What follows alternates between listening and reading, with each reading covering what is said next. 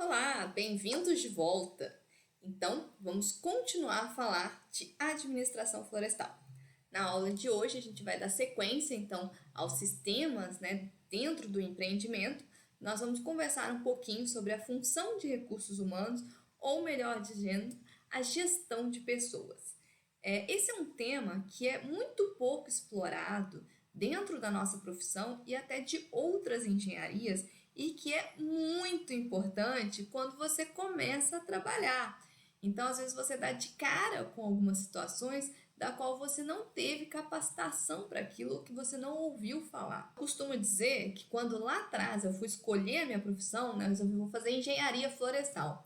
Eu achei que eu só ia lidar com o quê? Com árvore, com planta, e eu não teria que lidar com pessoas. Engano meu. Então, mesmo sendo professora, agora ainda mais sendo professora, o tempo todo lidando com pessoas, mas também você mesmo, na sua prática, no seu dia a dia de engenheiro florestal, você vai ter que estar coordenando pessoas para que as atividades sejam realizadas.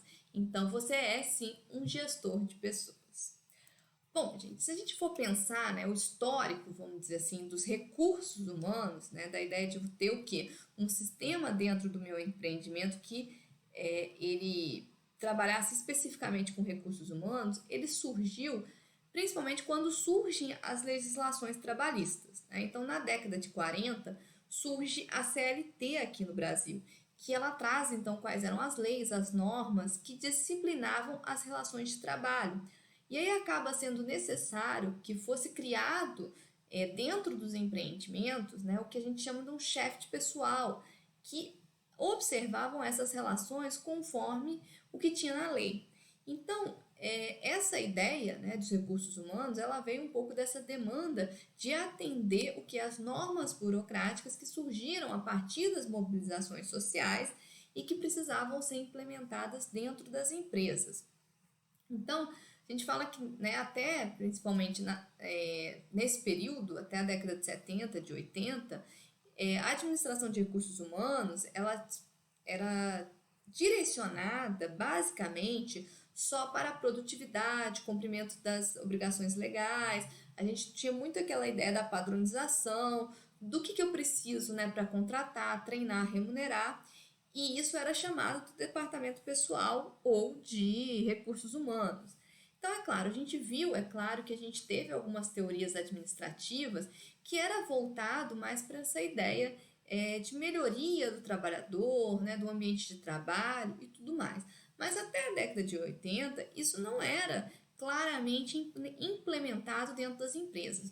O que a gente tinha, como o que a gente chama de departamento de recursos humanos, era basicamente para observar os indicadores de desempenho de cada mão de obra, mas também principalmente para cumprir as obrigações legais burocráticas.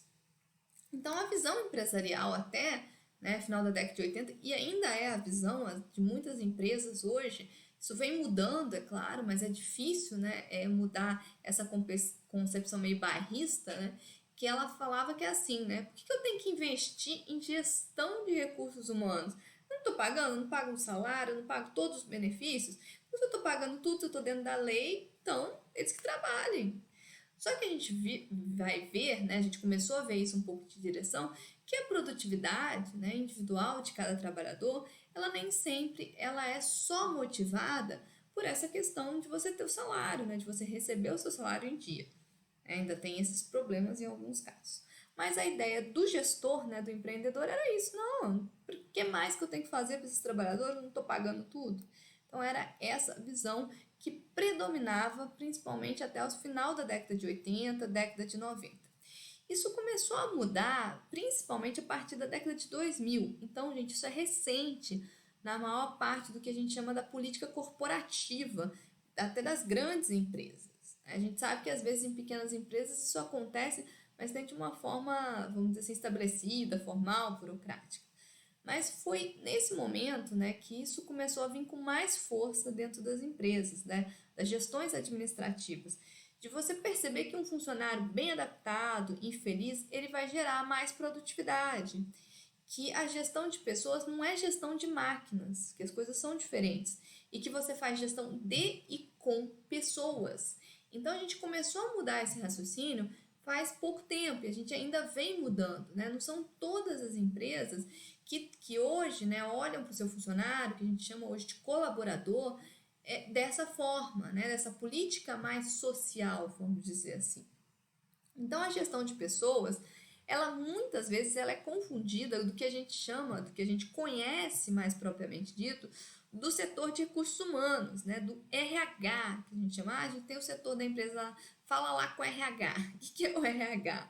Ele é, né, a pessoa responsável para verificar as técnicas e os mecanismos, né, no auxílio de gestão de pessoa. Então, o que eu preciso de todas as regras trabalhistas, o que eu tenho de técnicas, o que é necessário de treinamento. Então, é quem verifica essa parte mais burocrática dentro da gestão de pessoas. Então, o RH, e aí a gente achava, né, que gestão de pessoas é simplesmente ter um RH funcionando, né, muito bem funcionando. E a gente sabe até que muitas vezes o RH está direcionado ao departamento jurídico, às vezes, da empresa, né? Porque grande parte dos problemas que acontecem, muitas vezes jurídicos, são o quê? Com relações trabalhistas.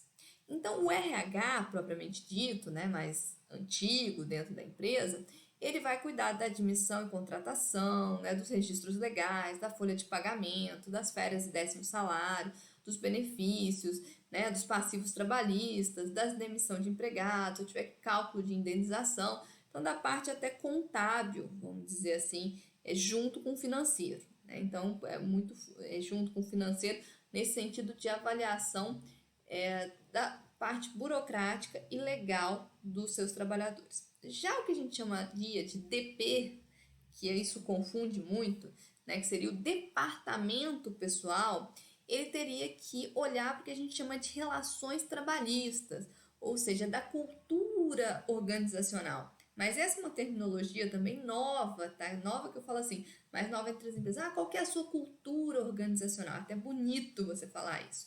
Então, quer dizer, qual que é a sua política de recursos humanos, a sua política de recrutamento e seleção.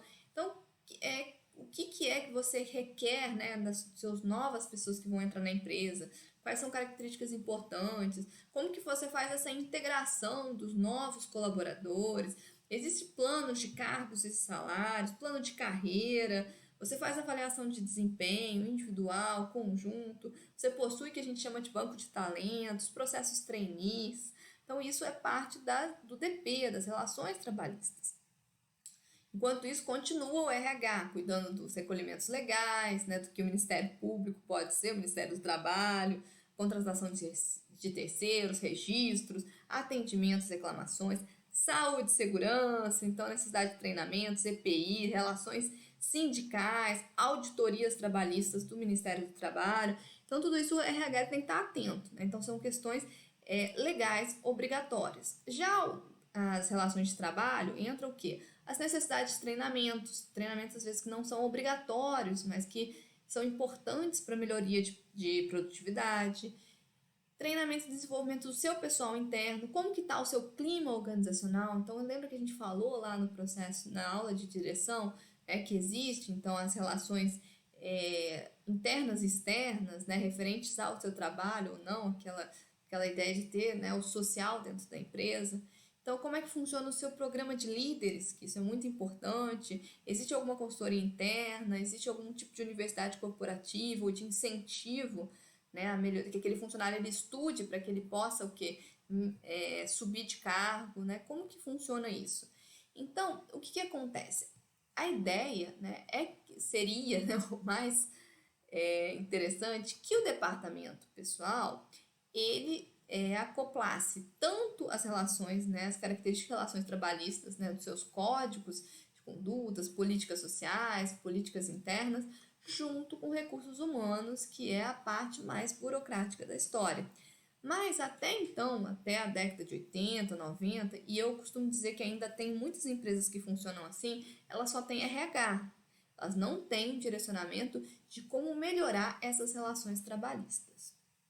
Então, só para vocês verem a diferença, que nem toda empresa que tem um departamento pessoal, ela está efetivamente pensando, planejando em opções que possam melhorar efetivamente essas relações para melhorar o chamado clima organizacional da sua empresa. Então a gente fala que a gestão de pessoas é esse conjunto de boas práticas que eles vão desde a escolha adequada do profissional que você quer. Então lá atrás, quando a gente falou de organização e direção, passando por esse processo de adaptação desse funcionário, da motivação, avaliação, junto à equipe, né? Até a tomada de decisão, se você vai remanejar aquele funcionário ou se você vai demiti-lo, né? Se ele não está funcionando. Então, tudo isso é o conjunto que forma a gestão de pessoas, que deveria fazer parte, então, do departamento pessoal. Quando a gente fala do termo gestão de pessoas, né, é importante ficar claro que ele não é necessariamente, né, a gestão ela é sim um processo administrativo, né, ele vai ser um conjunto de atividades que alguém vai realizar. Só que o que acontece? Se você tem pessoas sob o seu comando, você automaticamente vai estar fazendo gestão de pessoas. Então, o que acontece muitas vezes e que se confunde dentro dos empreendimentos é que a gente acha que o departamento pessoal é inteiramente responsável pela gestão de pessoas da empresa. Mas não, se você tem o quê? Uma gama de funcionários sob a sua responsabilidade, vamos dizer assim, você precisa acompanhar a gestão de pessoas. Você precisa estabelecer com que aquelas políticas que fazem parte da empresa, elas estão sendo cumpridas também. Então, esse é um engano que acontece na maioria da empresa. Ah, não, o departamento pessoal cuida de tudo isso e você tira o seu da reta. Então, é isso que não pode acontecer e é isso que vem mudando ao longo dos anos. Então, ele tem o papel normatizador, é claro, ele vai ter o apoio ali para os gestores, mas na prática, né, quem faz a gestão de pessoas não é o departamento pessoal, que isso fique claro. Então, é comum a gente encontrar, né, que exatamente isso que eu estou falando para você, acaba que o gestor de o DP ou RH, ele está sobrecarregado, porque é como se eles tivessem que fazer todo o processo de gestão de pessoas. Então, isso ocorre, às vezes, porque a organização ela não investiu o suficiente na formação e desenvolvimento de bons líderes, né, ou dos seus líderes principais. É engraçado, né? A gente conversou um pouquinho de liderança também na aula de direção, que a gente achava que liderança é uma coisa nata, né? Ah, é aquela pessoa, ela tem a predisposição a ser um bom líder. Não, gente. Liderança se aprende. E é por isso que se uma empresa ela quer ter uma boa gestão de pessoas, ela começa pelo desenvolvimento da liderança. Então, líderes, eles são as pessoas que garantem a dinâmica, a competitividade e a sustentabilidade do seu negócio. Então, quer dizer, são as pessoas que buscam os talentos para ter um ambiente equilibrado. E aí, como que eu atraio? Vamos parar aqui um pouquinho, pensei que era o outro slide. Então, são as pessoas que vão dar a direção, que vão dar o norte, que foi o que a gente conversou na aula lá quando eu falei de direção, e que é muito importante. E você pode, sim, capacitar as pessoas para que elas sejam melhores líderes. E como que eu atraio as pessoas certas? Então, a primeira coisa, lá do que a gente conversou na organização, você é entender qual que é o profissional que ele vai se enquadrar melhor na sua empresa. Então, escolher, a gente fala, os melhores talentos é fundamental para você ter uma equipe altamente eficaz. Mas você precisa saber o que você está procurando, que tipo de profissional. Isso, muitas vezes, não são só características de formação. Ah, eu preciso de um engenheiro florestal. Mas eu preciso de um engenheiro florestal o quê? Para ir para campo, para ficar em escritório. Uma pessoa que tem um processo comunicativo muito bom, porque vai lidar com os produtores ou não. Uma pessoa que detenha uma parte de estatística e para analisar dados, qual que são as características para além da formação dela. É uma pessoa que está disposta a aprender, uma pessoa nova, uma pessoa que tem influência em outra língua. O que vai determinar? Então, você precisa ter essas características para você ter um perfil do profissional que você deseja.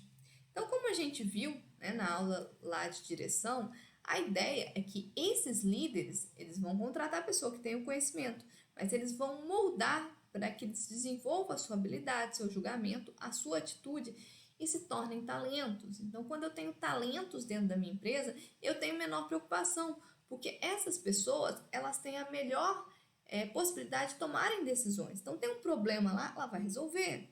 Então, ela vai dar uma forma. No dia a dia, eu quero pessoas que vão resolver os problemas da empresa. Então, essa é a ideia. E o líder é aquele que dá essa oportunidade. Eu não preciso pedir permissão para tudo. É claro que eu tenho as referências de cargos e autoridades dentro dos processos e tudo mais, mas eu preciso de uma pessoa que ela tenha autonomia para resolver os problemas diários ou para ter o quê? Criatividade, propor soluções, propor inovação.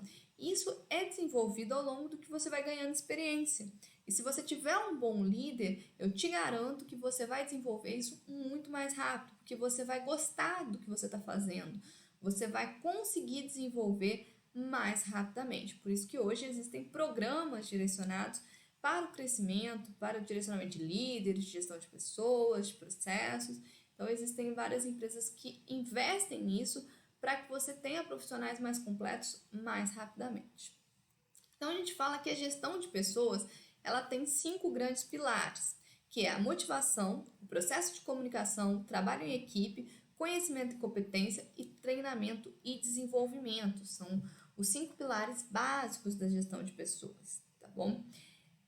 Então, como que é que funciona isso? A gente já falou um pouquinho de motivação também, mas vamos relembrar aqui. Então, a gente viu que um funcionário sem motivação, ele rende muito menos do que ele é capaz, né? Ou ele está pronto para sair na primeira oportunidade. Então, aquela pessoa que está sem motivação, ela está ali olhando qualquer disponibilidade, qualquer coisa, ó, eu estou indo embora.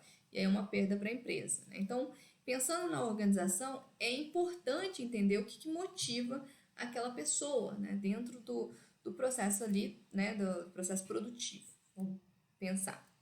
Então, o que a gente pode usar de incentivos de motivação? A gente tem os incentivos financeiros, né, que aí são os salários, os bônus. A gente tem o propósito da empresa. Ah, não, eu trabalho aqui porque eu entendo a missão da empresa. Eu quero uma empresa que é contra a corrupção, que é uma empresa que é a favor do meio ambiente e todas as coisas. Você pode ter alguma coisa que te traga. Então, por exemplo, né, no semestre passado, a gente teve a participação da engenheira florestal da Manuela, que ela trabalhou, né, dentro lá dessa Marco, e foi uma opção dela sair da empresa e ir para trabalhar numa ONG. Por quê? Porque ela se sentiu mais confortável com os ideais do trabalho, mesmo que isso significou uma redução de salário. Então, pode ser que você não concorda com os ideais daquela empresa e aquilo está te fazendo mal. Então, pode ser que você não seja uma pessoa que quer trabalhar num ambiente corporativo. Então, isso te motiva. Agora, o desafio proporcionado, né? Então, os startups, os novos empreendimentos, você tem uma ideia, você está criando a inovação, então isso também. Um plano de carreira consistente, né, de valorização, então você tem lá por meritocracia, um plano de carreira determinado, então todas essas coisas podem ser o quê? Atrativos para motivar o funcionário. O segundo processo, e eu sinceramente acredito que é o principal processo dentro da gestão de pessoas, é o processo de comunicação, né? Então, para que tudo que foi relatado anteriormente aconteça, é necessário uma boa comunicação entre a equipe. É necessário que as pessoas, além de saber o que está fazendo, elas conheçam os seus colegas, saibam o que cada um tem que fazer e saibam quem procurar se precisar. Então, a boa comunicação é extremamente importante. Então, é importante que os administradores eles incentivem o diálogo. Você precisa quebrar essas barreiras hierárquicas. Um exemplo disso, então, quem participou, não sei se participou, né, mas tem uma egressa de vocês, a colega, que hoje ela faz parte, ela trabalha na Suzano. Então, ela estava falando que a empresa, ela, né, tirou aqueles negócios de salas departamentalizados. Então, existe um galpão, onde tem várias mesas, né, e aí cada um senta ali com o seu computador e fica trabalhando. E é o que eles falam do juntos e misturados para poder facilitar o processo de comunicação.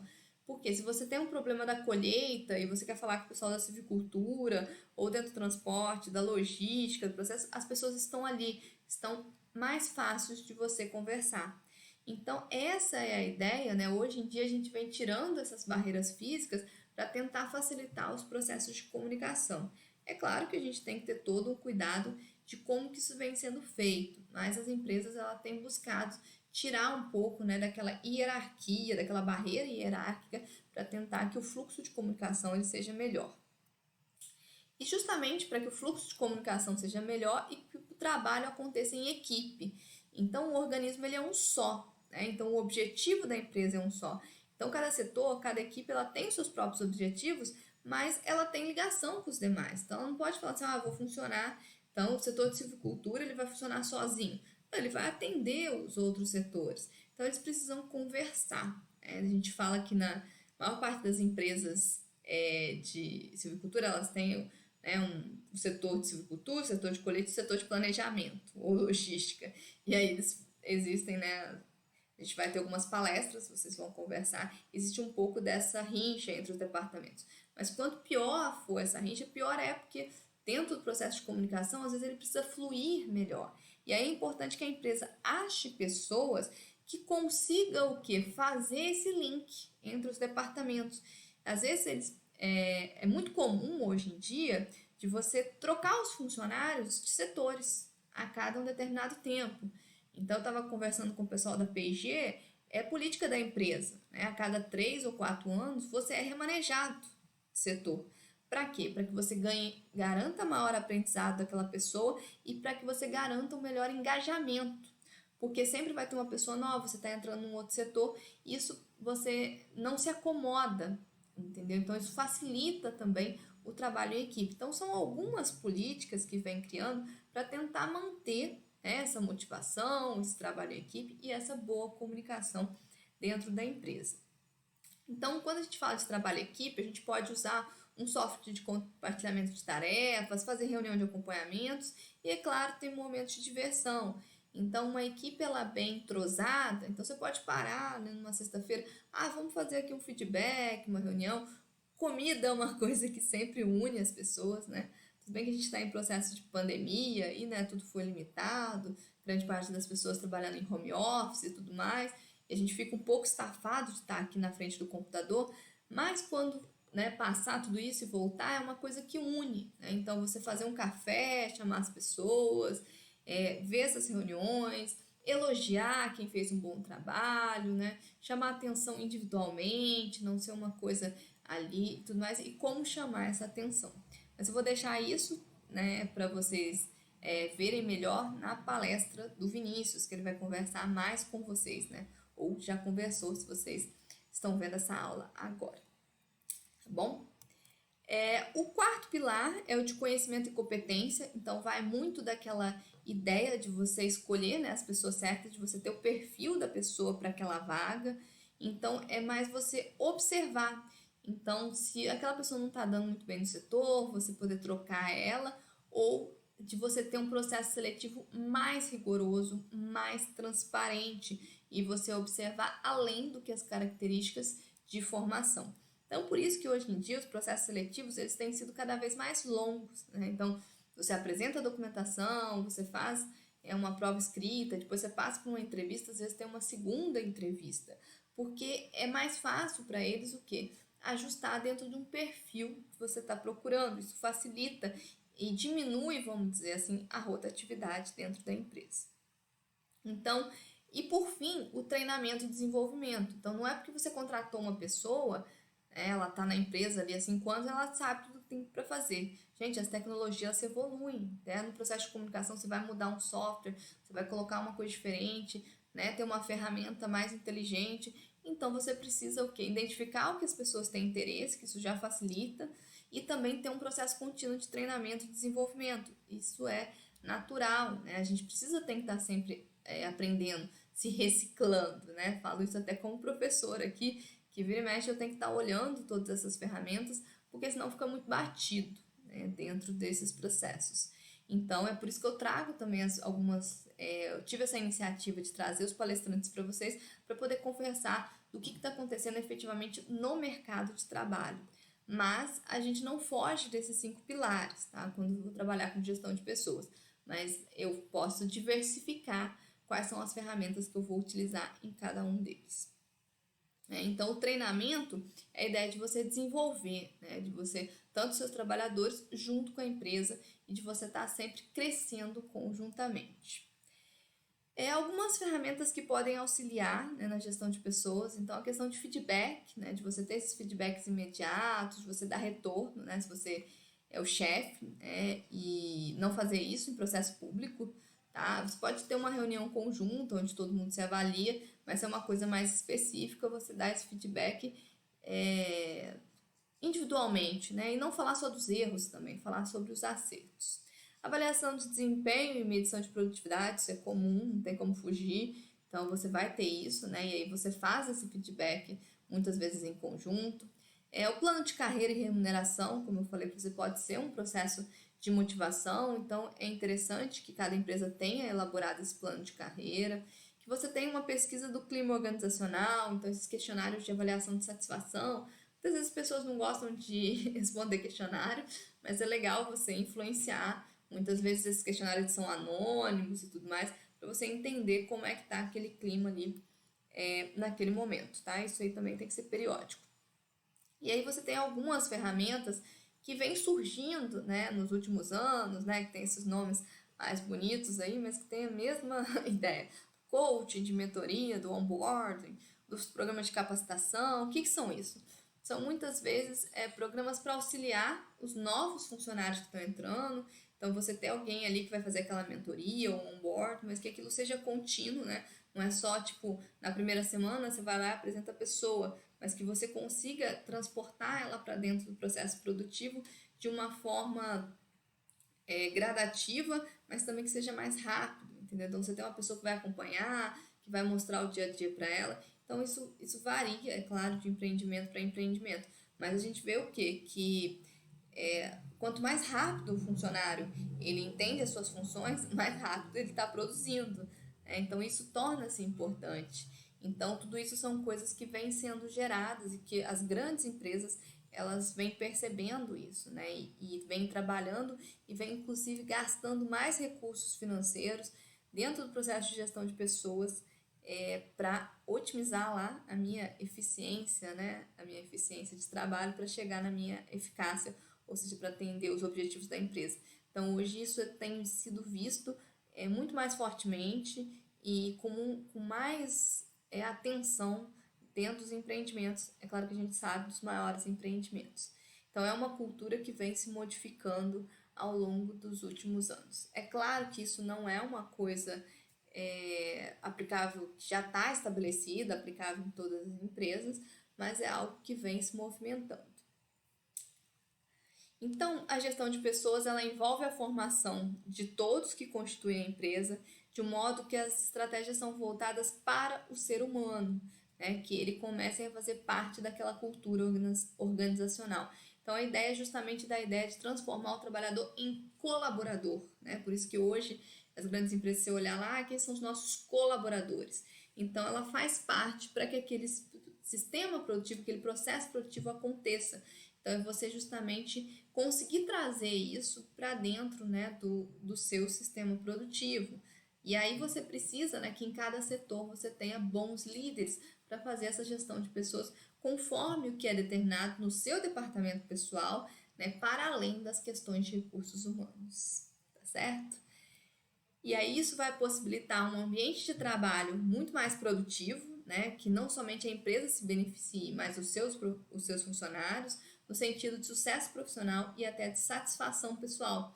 Então, lembra que a gente comentou lá da pirâmide de Maslow, que a gente pode aplicar, inclusive, dentro do aspecto profissional? Então, é claro, você vai começar, né? Todo mundo começa aí de baixo, ganha um pouco, estágio e tudo mais, mas você quer se sentir realizado profissionalmente falando, né? É muito bom quando você consegue falar, olha, eu estou fazendo o que eu quero, você vai trabalhar mais motivado, mesmo lá com aquelas características dos seus ambientes, que a gente conversou muito bem, não esteja tão bem alinhados. Mas, ou seja, se você tiver um bom clima organizacional, vai contribuir com certeza para o seu crescimento profissional e para a sua satisfação pessoal e para o seu bem-estar, vamos dizer assim, né?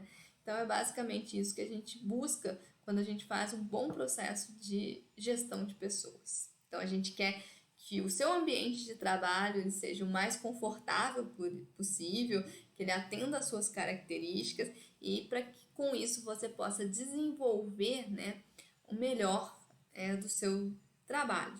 E aí é claro, né, gente?